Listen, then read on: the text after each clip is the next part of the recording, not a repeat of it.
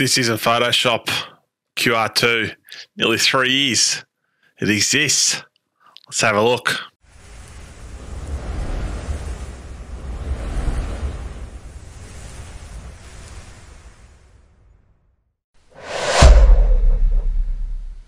All right, the long-awaited Fanatec QR2 quick release. It's been 3 years, 3 years of a wait. But yeah, it's as per normal Fanatec. It's quality stuff. Like, yeah, the QR1. To be honest, I've never really noticed the wobble, but yeah, this QR2's made a big difference. Yeah, I got a link sent to me early Tuesday morning here in Australia. Mate of mine noticed that it's been published. He must have found it on Reddit or something. Even Fanatec official hadn't announced it yet, and the website was live. So I got home from work about 5 in the morning, had a quick look at Boosted Media's review, old Will, and yeah, he seemed to give it high praises. So I thought, bugger it, I'll order it now.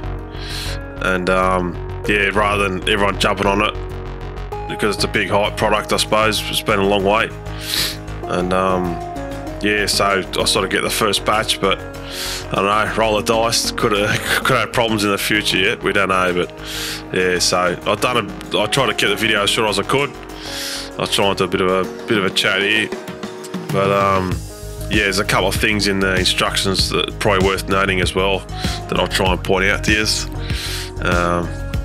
I'm sure most Fanatec owners, they would have fitted up a quick release already, because most of the wheels get shipped with a quick release. You got to put it on yourself. Like, it's just 6 bolts, pretty straightforward. But the one thing that's different here is there's a collar faceplate around where the pins are.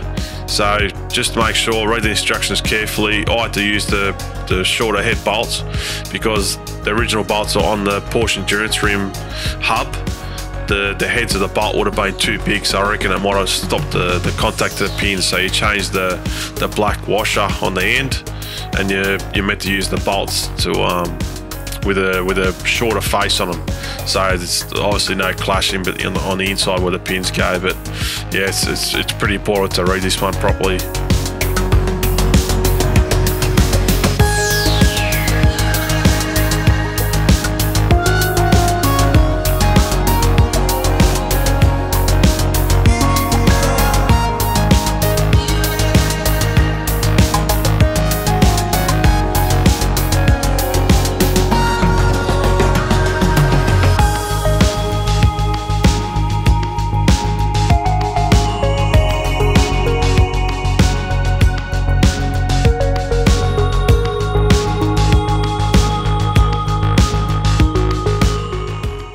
Now, the wheelbase side is pretty straightforward. There's 2 pinch bolts around the collar, around the shaft. This is for DD1, mind you.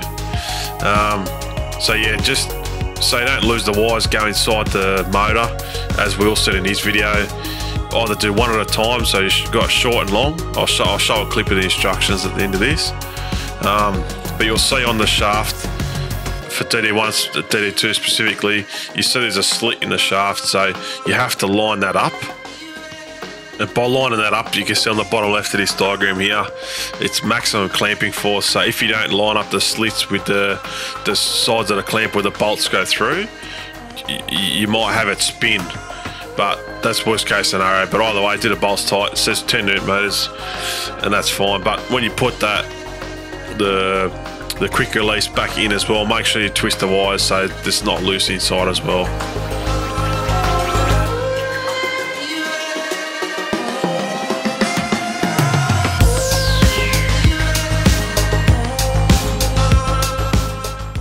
So as you can see there, the quick release has got to go all the way, butt it up to the shaft, and then pull the retaining collar to the quick release, and then clamp it up from there.